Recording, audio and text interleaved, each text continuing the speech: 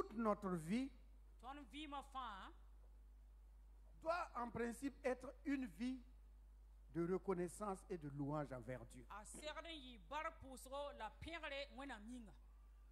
Toute personne qui vit, qui est sur la terre des vivants, qui a un cœur, qui a une pensée, doit toujours rendre grâce à Dieu. Toujours rendre grâce à Dieu dans tous les événements et les circonstances de la vie. Parce que Dieu est Dieu et il est en contrôle dans toutes les situations. Et tout ce qui peut arriver dans notre vie doit toujours nous amener à voir la bonté de Dieu.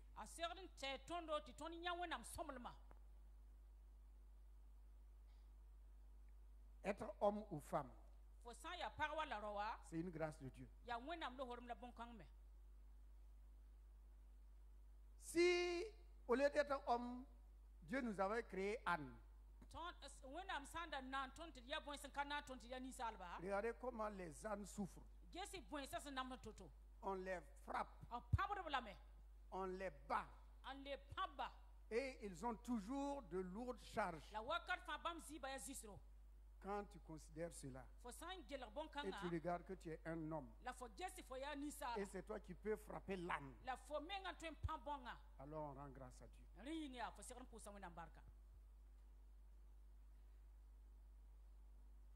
Être en bonne santé, t'as la vie et avoir à manger, avoir un endroit où dormir, pouvoir se déplacer, la liberté, c'est une grâce de Dieu. Il faut dire merci au Seigneur. Si vous allez à l'hôpital, il y a des gens qui marchaient comme nous, qui allaient où ils voulaient comme nous, et qui mangeaient ce qu'ils voulaient comme nous. Mais on leur demande simplement prends une cuillerée, fais un effort. On ne lui demandait jamais de faire un effort pour manger. On ne le soulevait pas pour qu'il fasse ses besoins. Mais maintenant, il faut que quelqu'un le soulève. Et on le supplie, prends seulement une cuillère. Quand on est en bonne santé, c'est tous les trésors de la vie. Tout le reste, ce ne sont que des accompagnants. Ce que les jeunes appellent bonus, c'est ce que Dieu nous donne en plus.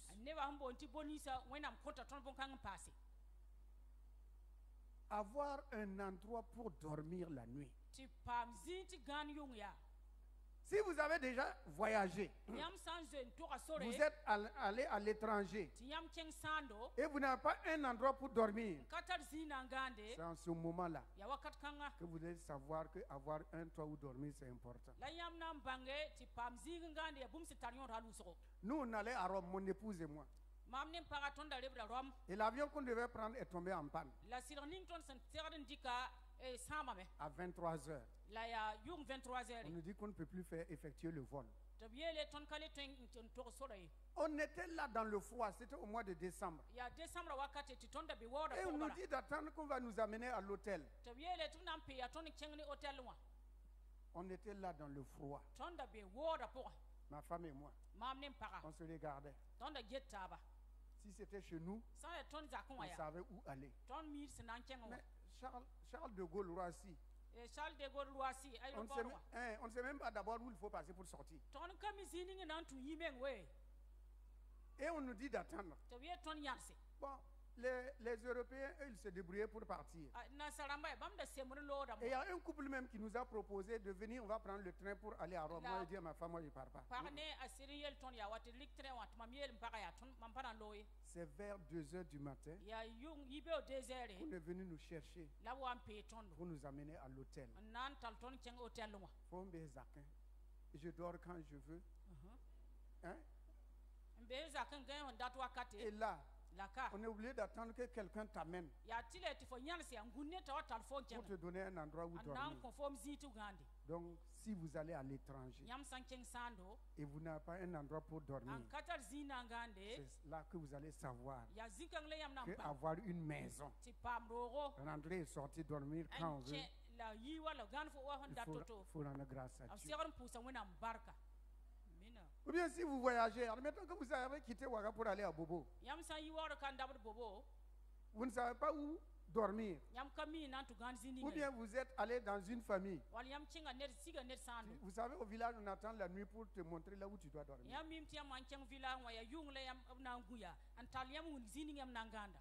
Donc il faut attendre la nuit. Tu te poses la question, on va m'héberger où? Jusqu'à ce qu'ils vont faire le tour, se poser les questions, on peut l'héberger où? Bon, souvent on va déloger quelqu'un et vous faire loger là-bas. Alors que vous avez votre maison, votre lit.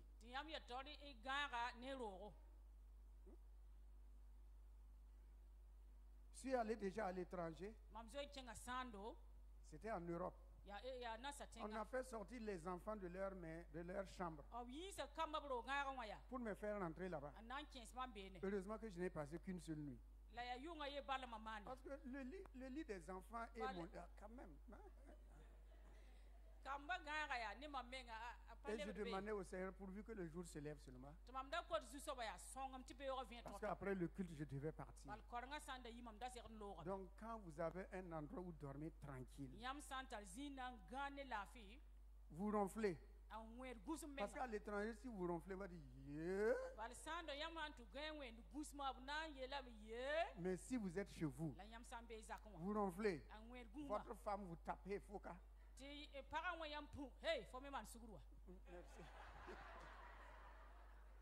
Alléluia. C'est pour vous dire, notre vie doit être une vie de louange et d'action de grâce. Lisons dans le livre de Romains 8, verset 28. Romains 8, verset 28. Ouvrez vos Bibles et nous lisons ensemble.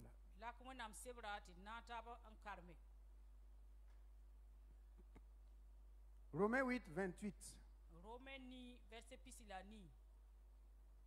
Cherchez et trouvez. Après l'évangile de Jean, vous avez Actes. Après Actes, vous avez Romains. Ça devrait être automatique. Je vois des gens qui tournent des pages. Il y a non. Nous savons du reste que toute chose concourt au bien de ceux qui aiment Dieu. De ceux qui sont appelés selon son dessein. Que Dieu bénisse sa sainte et divine parole. Alléluia. Il dit, nous savons. Nous ne sommes pas des ignorants. Parce que nous ne sommes pas des ignorants. Un chrétien né de nouveau, qui connaît Jésus-Christ, qui a donné sa vie à Jésus, qui sait que Jésus est Seigneur, il doit savoir jour et nuit que tout ce qui arrive dans sa vie, c'est pour le préparer pour l'éternité. Dieu n'est jamais un mauvais père, il n'est pas méchant. Pour ses enfants, voilà pourquoi il dit à l'homme, si vous êtes, vous les hommes, si méchants que vous êtes, vous savez donner du pain à vos enfants, du poisson à vos enfants, vous savez donner un œuf à vos enfants. Et moi, votre père, est-ce que je vais vous donner ce qui n'est pas bien? Tout ce qui arrive dans notre vie, l'homme regarde au présent, à ce qu'il voit, à ses sentiments, à ce qu'il vit. Et c'est rarement qu'il pense à l'éternité. Mais pour Dieu, le but final de notre voyage, le but final de notre pèlerinage, le but final de notre existence sur la terre, c'est de passer l'éternité avec lui. Lui, il a déjà payé le prix en Jésus-Christ. Et il nous demande, dans nos légères afflictions, dans nos petites épreuves, dans nos petites épreuves, dans nos petites afflictions, on ne m'aime pas, on ne me croit pas, personne ne prend soin de moi, personne ne me respecte. Toutes ces choses-là, ce sont des petites choses. Dieu regarde où toi et moi, nous allons passer l'éternité. Alors le chrétien doit savoir les bons moments ou les mauvais moments, les temps de joie, les temps d'épreuve, toutes ces choses-là, la conjugaison de ces choses, l'ensemble de ces choses, c'est comme des condiments, c'est comme des ingrédients que Dieu mélange pour faire un bon repas, quelque chose d'excellent, quelque chose de succulent pour notre âme, afin que nous puissions passer l'éternité avec lui. Donc, que chacun d'entre nous arrête de dire j'ai trop d'épreuves, la vie est difficile, pourquoi cela m'arrive, cela m'arrive. Tout ce qui arrive, bien aimé, c'est pour que nous soyons demain des hommes et des femmes courageux, des créants Dieu, des créants Dieu, des adorateurs. Voilà pourquoi il dit du reste. Nous savons que toute chose concourt au bien, pas au mal, pas au malheur, pas à l'échec. Non. Il ne dit jamais cela. Toute chose. Il n'a pas dit il y a une seule chose qui fait exception. Durant notre voyage, les vents et les tempêtes souffleront. Les épreuves ne manqueront pas. Mais il dit que toutes ces choses-là, c'est pour notre bien. Si j'avais dit qu'on allait avoir des millions, amen.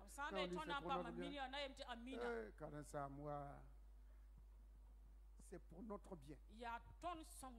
Oui, l'épreuve que tu traverses, les multiples questions que tu te poses, tu dis à Dieu pourquoi. Dieu te répond seulement, c'est pour ton bien.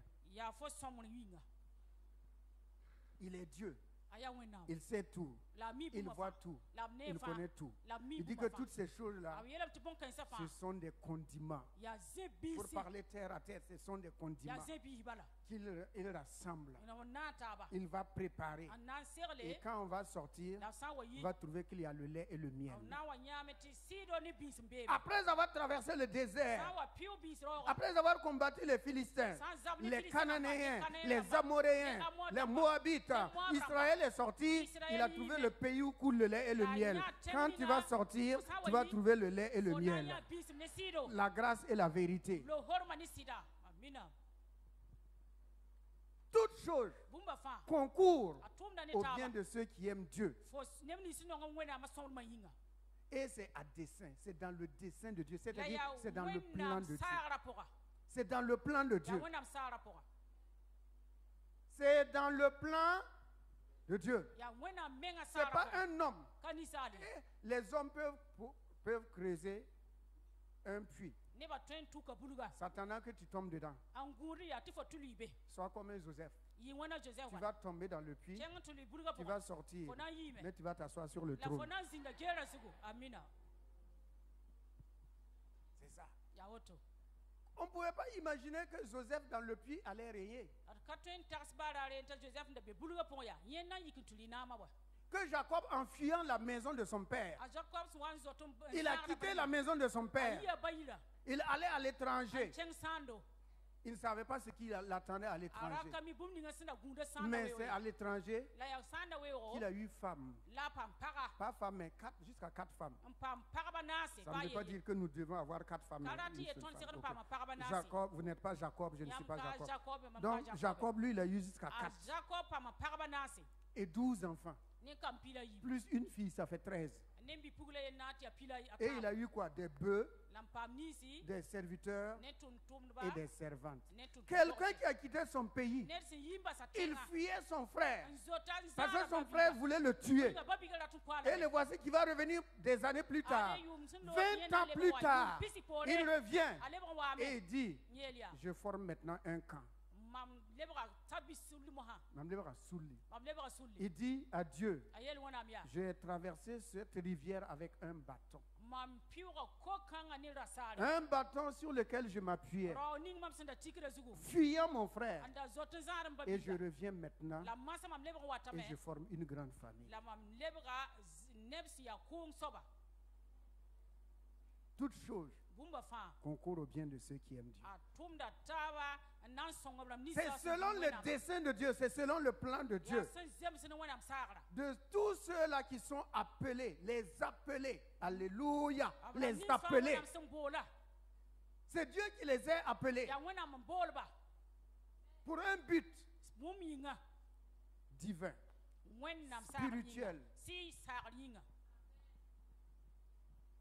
Alors qu'on arrête de dire je ne comprends pas ma vie, tu ne peux pas comprendre, je ne peux pas comprendre. Ah, je ne comprends pas ma vie, tu ne peux pas comprendre. Parce que tu n'es pas l'auteur de la vie, c'est Dieu qui est l'auteur de la vie. Ah, je ne sais pas pourquoi cela m'arrive. Hey, tu ne peux pas savoir. Ce n'est pas à l'homme quand il marche de se contrôler. C'est Dieu qui dit c'est moi qui contrôle. C'est moi qui contrôle. Toute notre vie est sous le contrôle de Dieu. Dieu ne fait rien au hasard. Jamais. Jamais. La naissance n'est pas un hasard. Il y a des enfants qui viennent au monde et puis les parents disent que c'est un accident. Un accident. Ils font bien.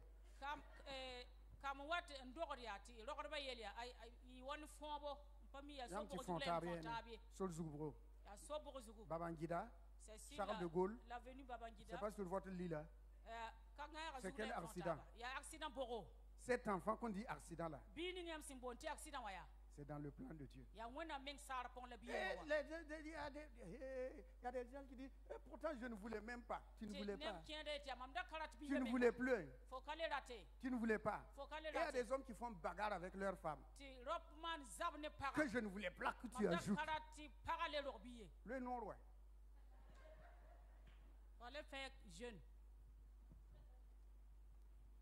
L'enfant est venu. C'est une bénédiction. Et on fait bagarre avec la femme. Que tu connais mes moyens, non? Pourquoi encore?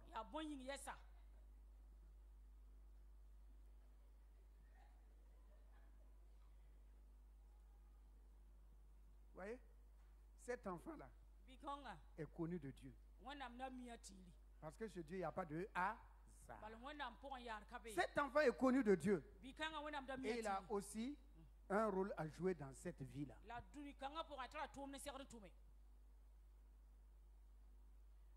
Lisons un peu dans le livre de... On va lire dans le livre de Marc. Marc 5. On ne pourra pas tout lire. Marc 5. Alors, verset 22.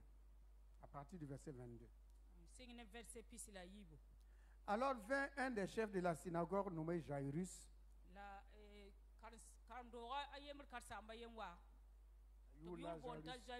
Qui l'ayant aperçu Jésus se jeta à ses pieds.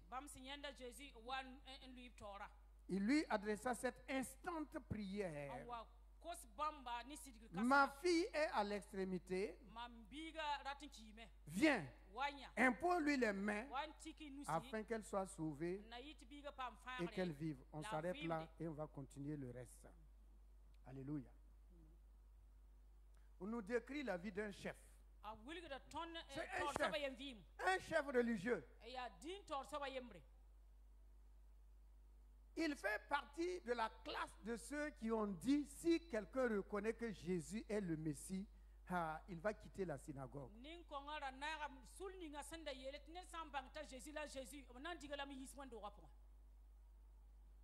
Avec Dieu, il ne faut jamais dire, moi je ne ferai jamais ça. Je ne ferai jamais ça. J'en connais une chose. J'avais dit à ma cousine, qui m'avait dit que moi je vais devenir pasteur. Je lui ai dit, Blandine, il ne faut pas oser me dire ça. Moi, un pasteur. Ça, quand tu quittes, ne me dis plus jamais cela. Et voilà.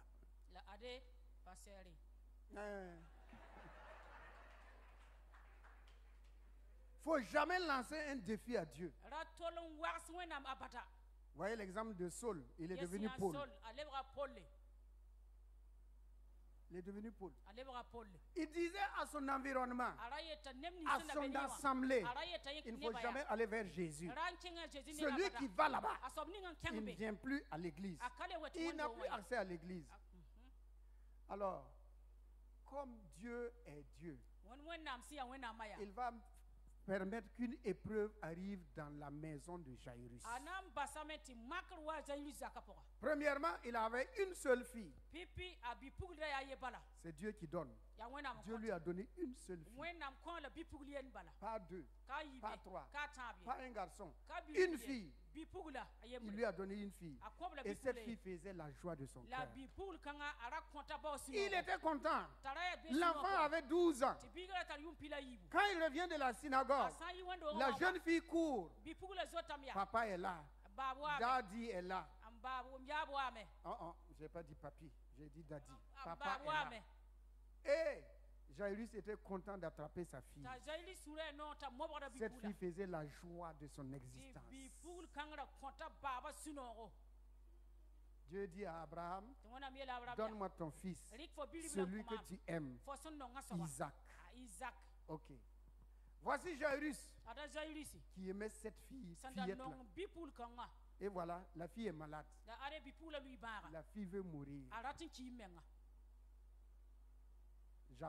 Jairus a le choix. Dieu dit, je mets devant toi la vie et la mort, la bénédiction et la malédiction, à toi de choisir. Jairus avait le choix. Lui qui avait mal parlé de Jésus, il reconnaît qu'aujourd'hui, là, s'il ne va pas vers Jésus, c'est terminé pour sa fille. Il va faire quoi?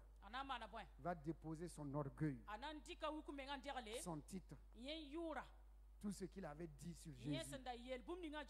Il va mettre ça de côté. Et au fur et à mesure qu'il avance, il est en train de se sacrifier lui-même. Il fallait que lui, il meure dans sa renommée, dans sa chefferie. Il fallait qu'il meure pour que sa fille vive. Ah oui, il fallait qu'il meure dans sa renommée. Voilà. Je ne suis pas d'accord. C'est pas à moi qu'on fait ça. Tu ne me verras jamais faire ça.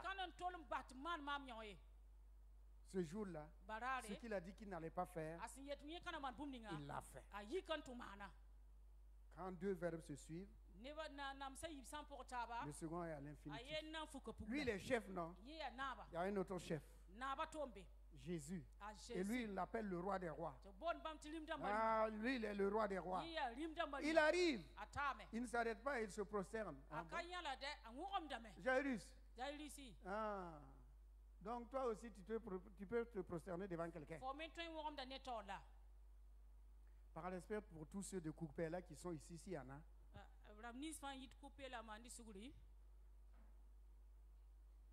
Il y a un chef qui est allé à l'église. Et ses fidèles étaient là. Et quand le prêtre dit, Yikitir pousse, quand le prêtre dit, levez-nous, nous allons prier, il se lève.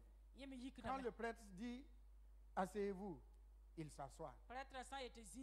Dit, agenouillez-vous, il s'agenouille. À la fin du culte, de la messe du moins, il dit, tiens, comme il dit, coupé d'abjeu, t'as mort péré. Tinab ik, tinab ik, tinab zin, tinab in, tinab zian, tinab kan.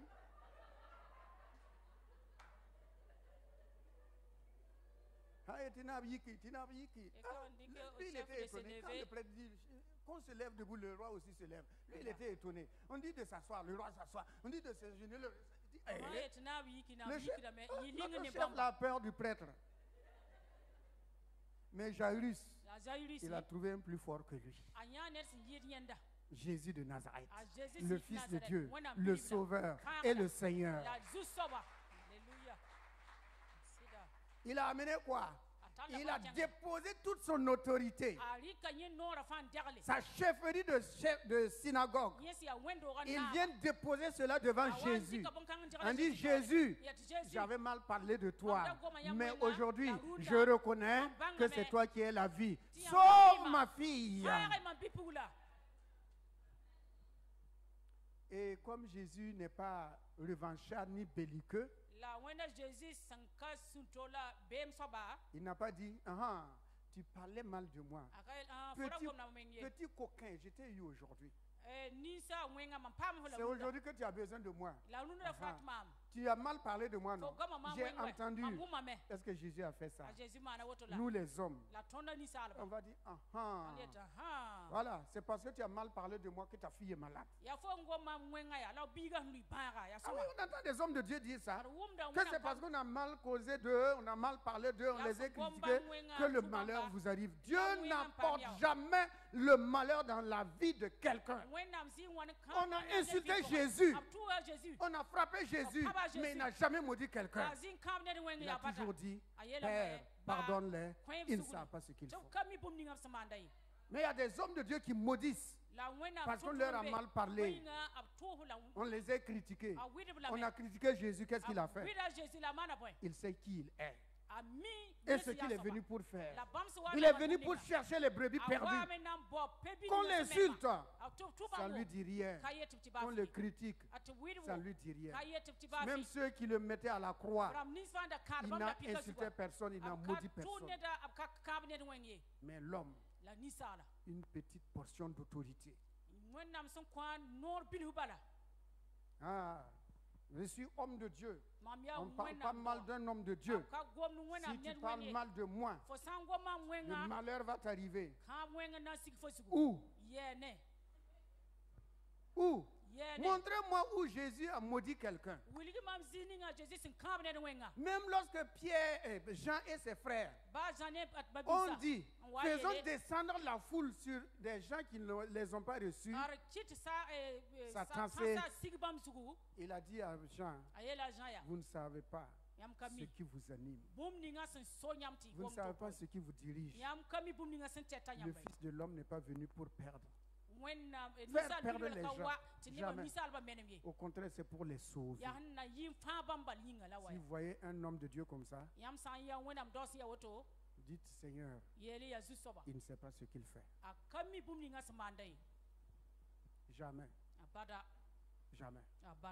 Au contraire, prie pour lui, pour qu'il change de caractère et de comportement. Mais pas dire, c'est parce que tu as fait ça, cela va t'arriver. Jamais. Jamais. Bon, si c'est ainsi, toi aussi, homme de Dieu, tu as mal parlé d'un autre homme de Dieu, non? Et si lui aussi dit, que cela t'arrive, on va être au Far West. C'est le premier à tirer, les cow-boys. Celui qui va être le premier à tirer son revolver. Ça,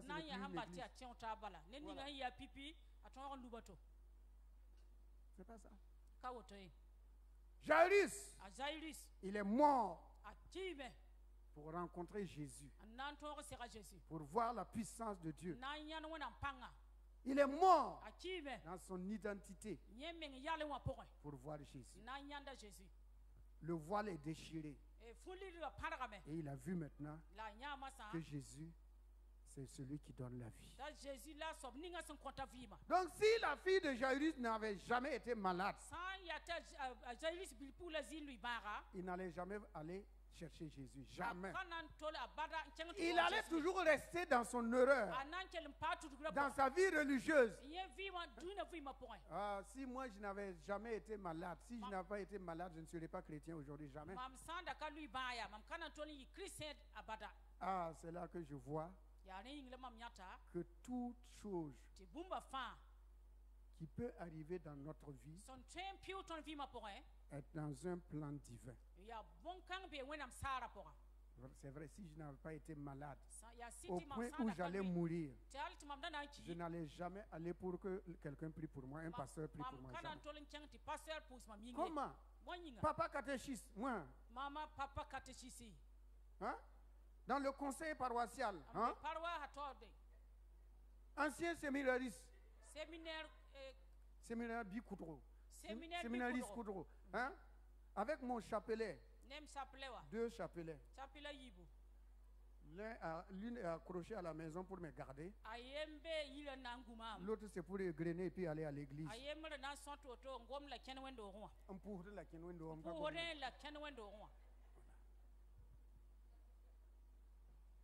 Mais Dieu est amour. Il fallait cette maladie-là.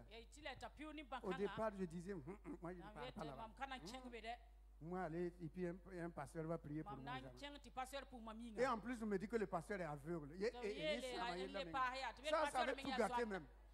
Ça a tout gâté. Il est aveugle. Et moi, je vais aller chez un pasteur aveugle pour qu'il prie pour moi. Il n'a qu'à prier d'abord. Ses yeux vont s'ouvrir. Moi, je vais voir. Après, je vais aller, il va prier pour moi. Le voleur de gauche. À Jésus nous guabra. Le voleur de gauche. Mais c'est devant l'aveugle là que j'ai plié les genoux. Parce qu'il est aveugle physiquement, mais spirituellement, il est en communion avec le Seigneur. C'est ça. La suite du passage là, dans Marc 5, il y a une femme aussi qui va venir. Marc 5, on continue. Verset 24. Or, il y avait une femme. Reviens à 23. 23. Mais 24. Jésus s'en alla avec lui et une grande foule le suivait et le pressait. Verset 25.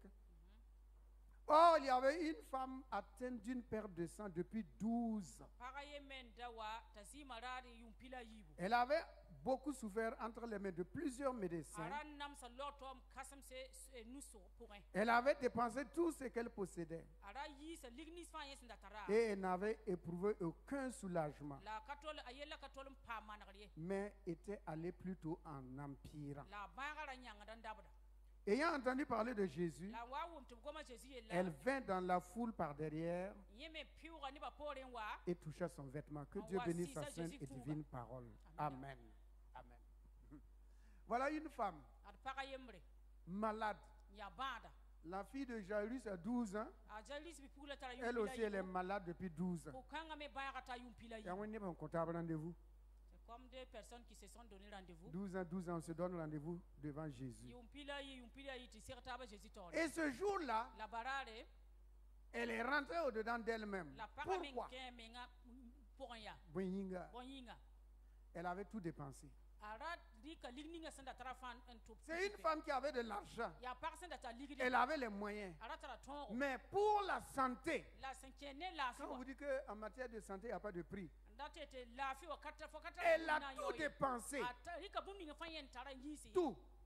Même ce qu'elle devait utiliser pour manger. Elle se disait, si je me sois et je suis guérie, je vais encore commencer à travailler. Donc elle a dépensé. Jusqu'à ce qu'elle n'ait plus rien. Et l'argent est fini. La maladie, au lieu de reculer, on dirait que quand l'argent finit, c'est la maladie qui gagne du terrain. L'argent diminue, la maladie gagne du terrain. Jusqu'à ce que la maladie s'est empirée. Elle n'a plus d'argent.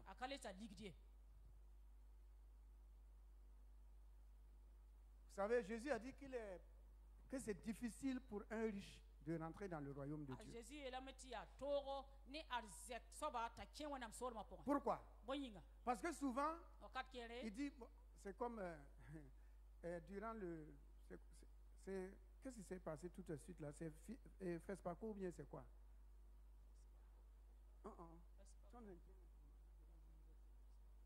FESPACO, voilà. Mon épouse et moi, on est allés à l'évangélisation durant le FESPACO. Vers Gouné, je ne sais pas où est-ce que l'espace qui est à droite là. C'est quoi, hein? Le siège du FESPACO. Ah voilà, le siège du FESPACO. On est allés pour évangéliser là-bas. Ma femme et moi, on est partis avec l'équipe. Ok. Et il y a un blanc, des blancs du moins. Bon, je suis allé les saluer. Moi, je vais aller vers ces gens-là. Je suis allé les saluer. Il dit, je leur ai attendu, je peux vous offrir ça. Il dit, c'est quoi? Il dit, c'est un prospectus qui parle du salut en Jésus. Mais non, moi je n'ai pas besoin de ça. Je n'ai pas besoin de ça. Il dit, ah bon. Oh, d'accord. Comme les Libanais, monsieur Baro. Je suis reparti avec mon traité. Pourquoi? Parce qu'il se dit qu'il a tout. Il va dire, je vais prier Dieu chercher quoi? Ce sont les pauvres qui prient. À Lazare, ce sont les gens Lazare qui prient. À Salomon, les Salomon ne prient pas. Pourquoi? Parce que Lazare était à la porte d'un riche, il voulait manger. Par contre, Salomon, lui, il était riche, mais il cherchait Dieu.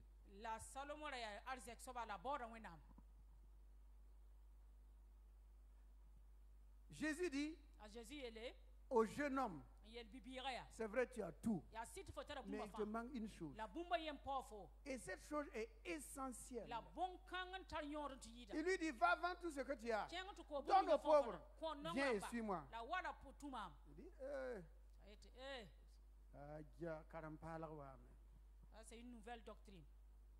Dans notre religion là, nous en tant que juifs, pharisiens nés de pharisiens, on n'a jamais dit qu'on devait se débarrasser de ses biens et suivre un prophète. Il a dit à Jésus, je ne te suis pas.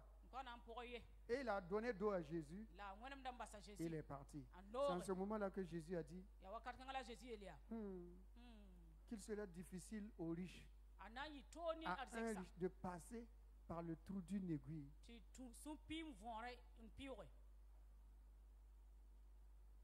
Parce qu'il ne trouve pas, je vais prier, chercher quoi? Qu'est-ce que j'ai et puis je n'ai pas. Ah bon? Ok. Le riche tombe malade, non? Répondez-moi là. Hey, c'est quoi? Répondez, le riche tombe malade. Le pauvre tombe malade, le riche tombe malade. Le paysan tombe malade. Le Waravillois tombe malade. Tout le monde tombe malade. On voit souvent des jeunes filles dans leur âge de... vous savez, non? Quand on leur parle, dans leur haut talon là, on a le temps, on n'a pas besoin de saisir.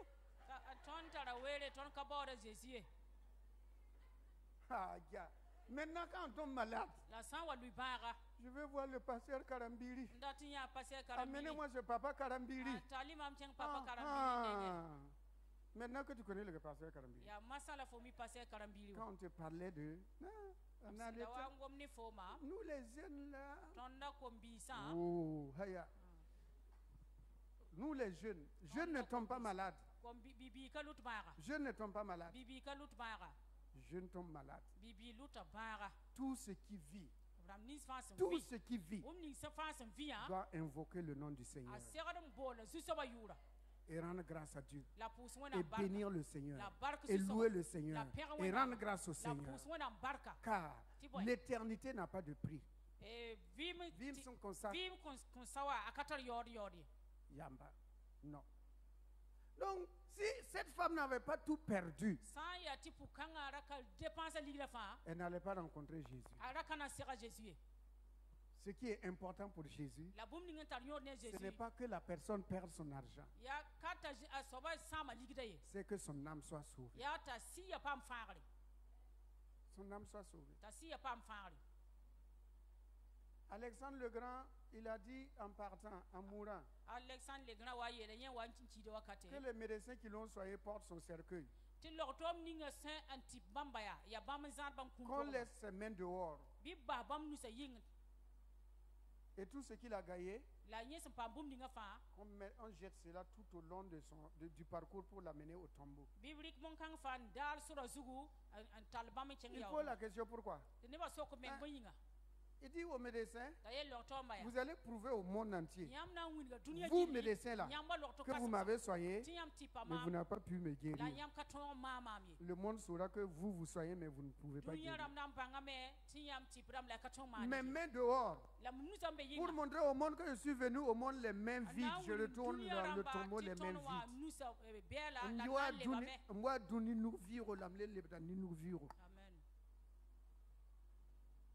Tout son avoir là, que de jeter le long du chemin. Pour dire qu'il ne va rien amener avec lui. Tout reste sur la terre. Donc, vous voyez, il y a des circonstances dans la vie où Dieu veut nous amener. Il nous amène à connaître qui il est. Par la délivrance, par la guérison, par le succès, par la victoire, par toutes sortes de choses, Dieu permet des épreuves et des difficultés afin de se révéler à nous.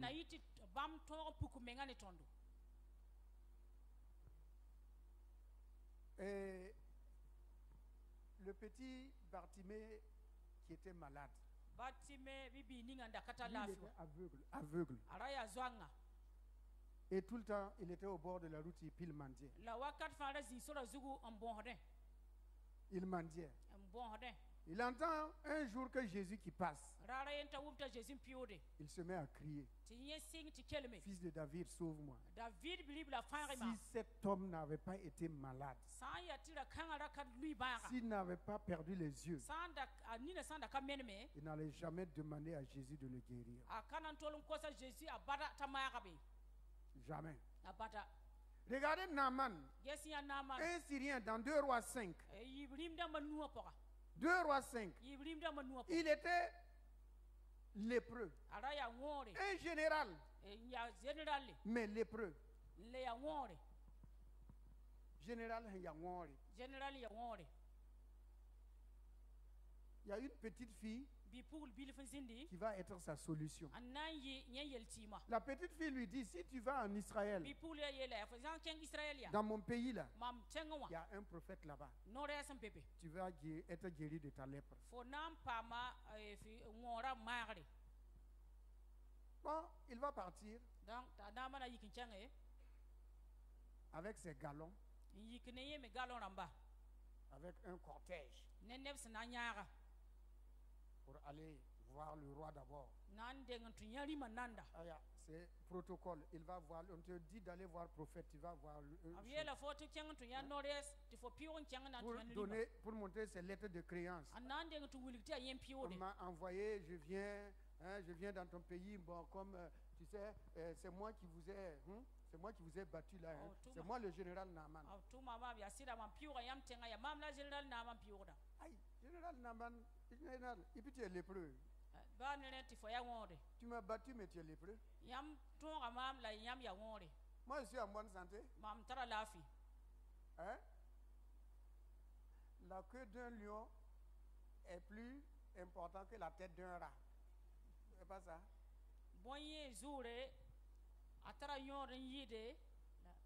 La tête d'un rat. Ou bien Rayuzu. Piétine la queue, faut pétiner la queue d'un lion, tu vas voir. Mais va écraser la tête d'un rat. Qu'est-ce qu'il peut te faire? Rien. Donc mieux vaut être la queue d'un lion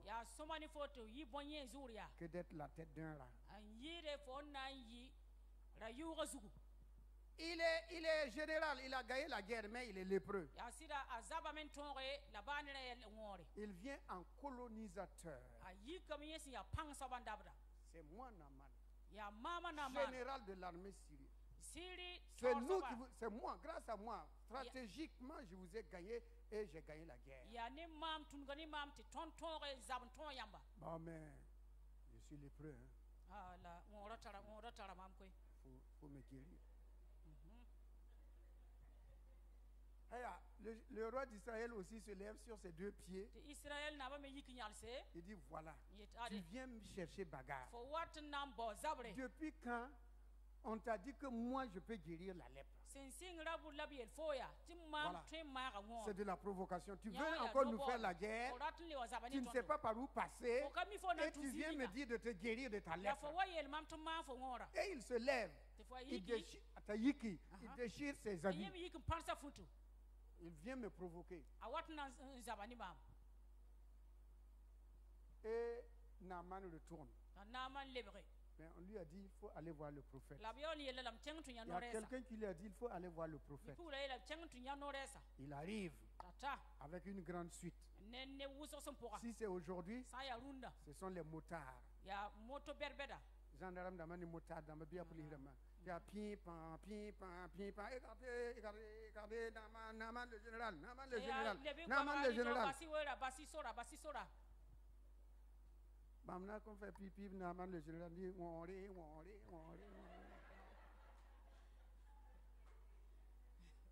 Il arrive chez Élisée. Élisée ne sort pas. Comment ça? Il dit moi, un général, un prophète, dans un pays qu'on a conquis. On lui dit de sortir me guérir. Et il envoie un petit me dire d'aller me laver. Est-ce que c'est ça? D'aller me laver. Il se fout de moi.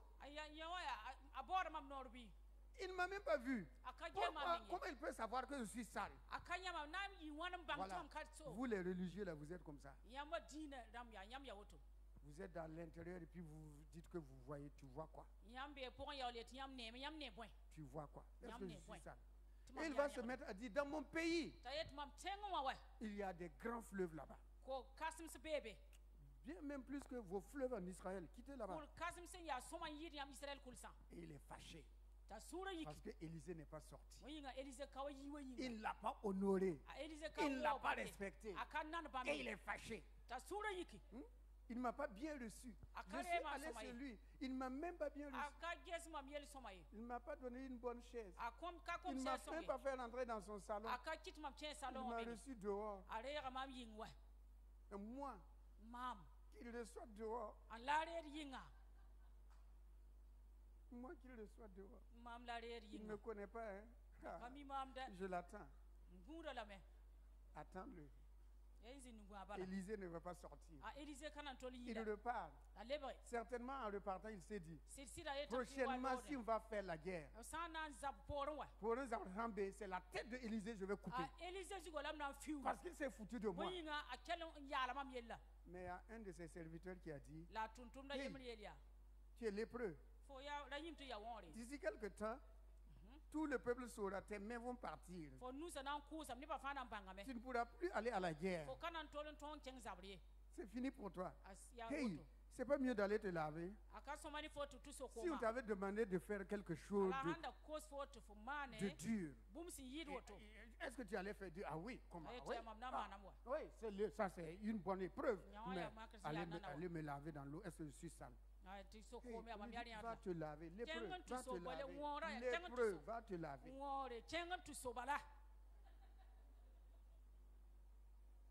Il est allé, il s'est lavé, et qu'est-ce qu'il a? Il est guéri. Donc si Naaman n'avait jamais été lépreux, il n'allait pas connaître que le Dieu d'Israël est le vrai Dieu. Parce que si vous lisez, il va dire qu'il reconnaît que sur toute la terre, c'est le Dieu d'Israël qui est le vrai Dieu. C'est le but que Dieu cherchait. C'est ce but-là que Dieu cherchait. Et quand il a reconnu que le Dieu d'Israël est le vrai Dieu, Dieu l'a restauré. On dit que sa peau est devenue comme la peau d'un bébé. Il va arriver dans son pays. Les gens vont être, c'est Naaman comme ça. Regardez comment ça. Il est jeune, hein? Il est jeune, hein? Oui. Dieu l'a rajeuni. Dieu l'a rajeuni. Ça veut dire que si sa peau est devenue comme la peau de bébé, ses cheveux blancs aussi et ses rides sont partis.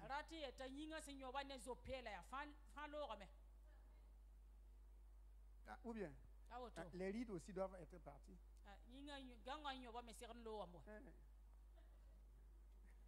Ça doit partir. Il fallait la lèpre pour qu'ils reconnaissent que le Dieu d'Israël est le vrai Dieu. Bien aimé, tout ce qui arrive dans notre vie, ce n'est pas pour notre destruction. Jamais, jamais, jamais, jamais. Il y a des gens qui n'écoutent jamais Dieu. Ils ne croient même pas. Dieu permet qu'un accident leur arrive. Bon, prenons simplement que, admettons que c'est le tibia, fracture. On met plâtre. Le type, il est posé maintenant comme ça. Il est couché. Il ne peut plus courir ni à gauche ni à droite. Dieu dit, ok, voilà toi, voilà moi. Bon, parlons maintenant. Regarde ta vie. Tu courais partout comme un lapin, la Zimika. On va parler maintenant. Regarde ta vie. Et si moi je me lève ici, Seigneur, lorsque les gens sont malades, ils vont faire de ces prières-là. Si Seigneur, tu me délivres de ça, Wallahi, je vais te servir toute ma vie. Je vais changer de comportement.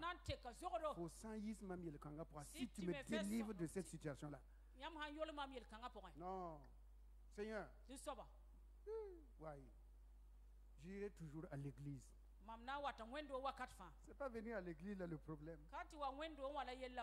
Les chaises sont à l'église. Mais est-ce qu'elles sont changées?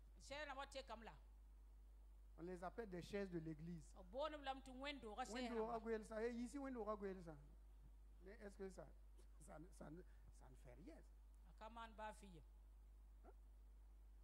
C'est pas venir à l'église là le problème. C'est rencontrer Jésus le problème. On va faire des prières. Si tu me donnes mon examen, je vais prier et jeûner. Si tu me donnes du travail, mon premier salaire c'est pour toi. Il prend, il va dire à Dieu, tu vois, Seigneur, tu connais, hein? La vie est difficile. Oh, je n'ai même pas payé mon loyer. La vie est dure, Seigneur, comprends-moi. Bah, toi, tu es Dieu, hein? Laisse-moi, je vais t'emprunter le mois prochain. Un fils peut emprunter son papa, non? Oui. Oui, il peut emprunter son papa. Donc, papa, bon Dieu, je t'emprunte, hein? Il y a des gens qui doivent à Dieu, quoi. Prêt sur prêt sur prêt sur prêt. Vous voyez, non? Vous avez emprunté. Rendez à Dieu ce qui lui appartient. Ce sont des prières qu'on fait comme ça. Et après, on oublie. On oublie tout. On oublie tout. Si tu me donnes ce garçon que je vais épouser là, Ouh, Seigneur. Je vais faire partie de l'intercession, l'évangélisation, l'accueil. Je vais balayer l'église. Et même si tu veux, je vais aller en prison voir les prisonniers. Mais donne-moi ce garçon-là seulement.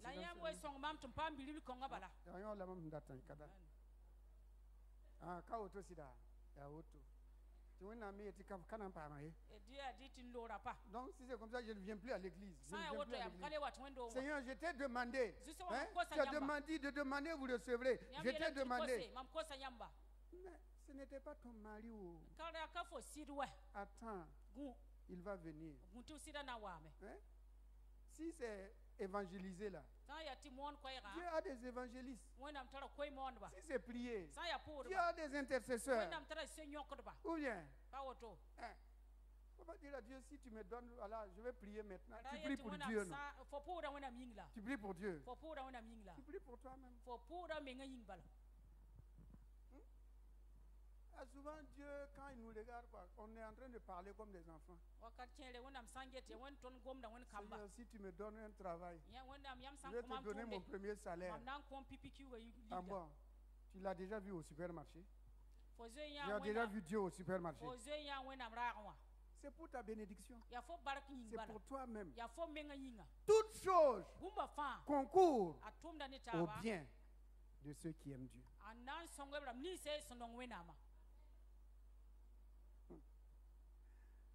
Il y a un homme qui a frappé sa femme. Et sa dent est tombée. C'est pas lui. Et la femme dit, que toute chose concourt au bien de ceux qui aiment Dieu. Et le mari dit, je t'enlève une deuxième dent. Et la femme dit, toute chose concourt au bien de ceux qui aiment Dieu. Et voici que la femme est allée pour se soigner. Et le médecin, le dentiste lui dit, ah madame, ça tombe bien. J'avais reçu 2 dents en or. Je voulais donner à quelqu'un. Je crois que ça va aller avec vous. Et on a placé les 2 dents d'or en or dans la bouche de la femme. Quand la femme veut rire avec son mari maintenant,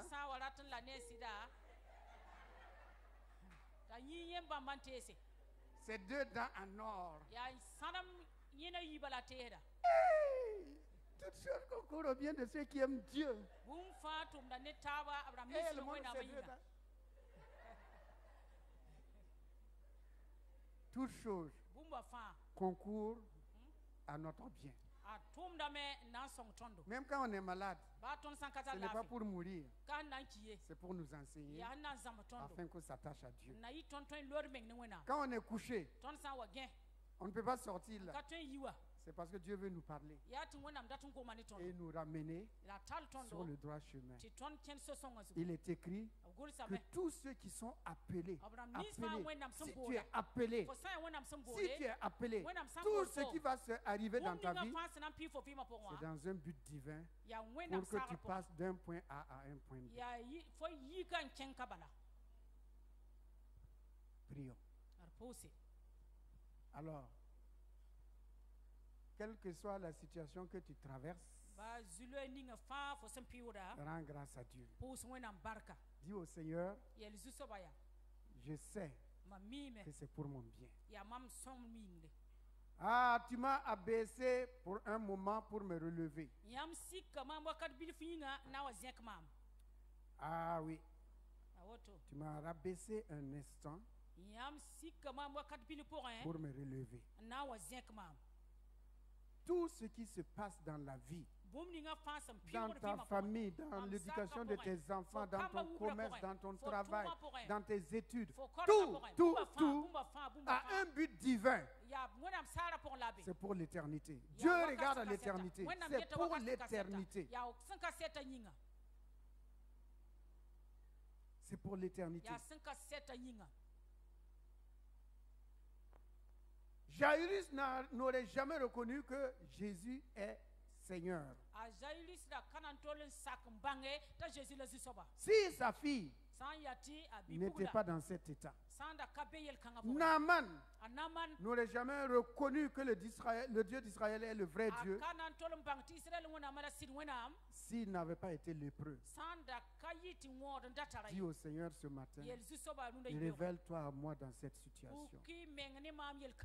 Je ne comprends pas et je ne peux pas comprendre, mais je te fais confiance, Seigneur. Je te fais confiance, Seigneur. Tu fais toutes choses belles en son temps. Mon temps va arriver. Mon temps va arriver. Mon heure va sonner. Mon heure va sonner. Tu n'es pas un Dieu du hasard. Aujourd'hui, c'est difficile. Aujourd'hui, c'est difficile, c'est compliqué. Mais je sais que tu prépares quelque chose de bon pour moi. Tu prépares le lait et le miel. Tu prépares le lait et le miel. Tu prépares un bon pays pour moi. Un bon endroit pour moi. Une bonne position pour moi. Même si mon corps est malade. Seigneur, comme la femme à la perte de sang, cette maladie va disparaître. Si je traverse les épreuves comme Job, Seigneur, c'est pour que je te connaisse profondément et que tu me rétablisses comme tu as rétabli Job. Si tu es à l'étranger, regarde comme Jacob. Dis, je suis comme un Jacob. J'ai quitté mon pays. Je suis sur un pays étranger. Mais tu es mon Dieu, Seigneur. Tu es mon Dieu, Seigneur.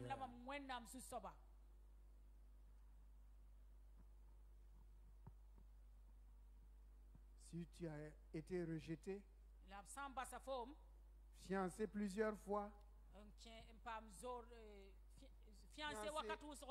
et ça n'a pas abouti, attends, ce n'est pas la bonne personne. La bonne personne viendra. Tu as déposé plusieurs dossiers. Attends. Ce n'est pas le bon endroit d'abord. Le bon endroit viendra. Tu as appelé au ministère de venir travailler pour le Seigneur, prier pour les malades, encourager, exhorter, délivrer, enseigner, instruire. Et il semble que Dieu est lent. Non. Ton temps viendra. Il va te faire sortir de l'ombre comme il a fait sortir Élie de l'ombre.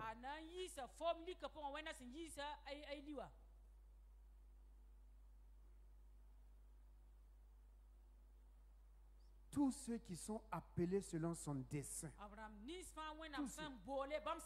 Tous ceux qui sont appelés selon son dessein.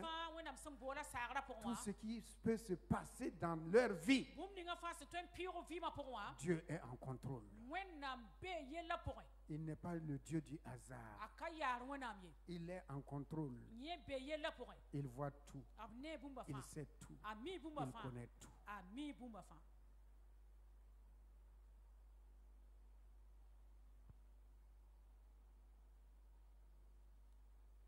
Si tu peux te tenir debout, tiens-toi debout simplement et dis au Seigneur, comme Jairus, je viens à toi. Comme Naaman, je viens à toi. Comme la femme à la perte de sang, je viens vers toi. Comme Bartimée l'aveugle, je viens vers toi. Comme le centurion romain, je viens vers toi. Toutes ces personnes dans leurs épreuves et dans leurs difficultés, ils sont allés vers Jésus pour se livrer. Pour se livrer et reconnaître que c'est en Jésus qu'ils peuvent s'en sortir. Alors ce matin, dis à Jésus, je me suis tenu debout. C'est un acte de foi pour te dire que je m'abandonne entre tes mains. Comme Jairus, je meurs à ma renommée, à mon titre, pour te connaître, Seigneur. Viens et apporte la vie Apporte la joie, apporte la gaieté, comme tu l'as amené dans la vie de Jairus. Comme un Jacob, Seigneur, je traverse, je suis seul. Actuellement, je suis seul. Je lutte seul. Je combats seul. Personne ne prend soin de moi. Personne ne s'intéresse à moi. Mais dans quelques années, Seigneur, je formerai une grande famille. Je suis sur la place. Je n'ai pas de travail. Comme ces employés, ces ouvriers qui étaient sur la place et qui n'avaient pas de travail. Le maître est sorti à la 6e heure, à la 9e heure, à la 12e heure. Et il les a dit, venez dans mon champ. Ils sont allés. Ils sont allés. Quelle que soit l'heure, tu iras dans le champ de l'emploi. Dans la grâce du nom de Jésus-Christ. Alléluia. Alléluia. Rachel, elle est sortie pour aller puiser de l'eau. Elle ne savait pas que c'est là-bas qu'elle allait rencontrer Jacob. Pardon. Seigneur, fais-moi rencontrer l'homme ou la femme que tu as préparé pour moi. Joseph allait en Égypte, prisonnier. Mais c'était un roi, un gouverneur qui passait par la prison. Mais il va monter. Il va monter.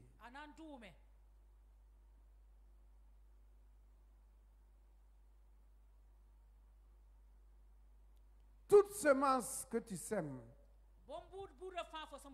va germer. Germe, sème les bonnes paroles par ta bouche. Tu as la semence dans ta bouche. Tu as la semence dans ta bouche. Sème la bonne semence. Sème la bonne semence. Et récolte. Et récolte abondamment. Dans le nom de Jésus-Christ.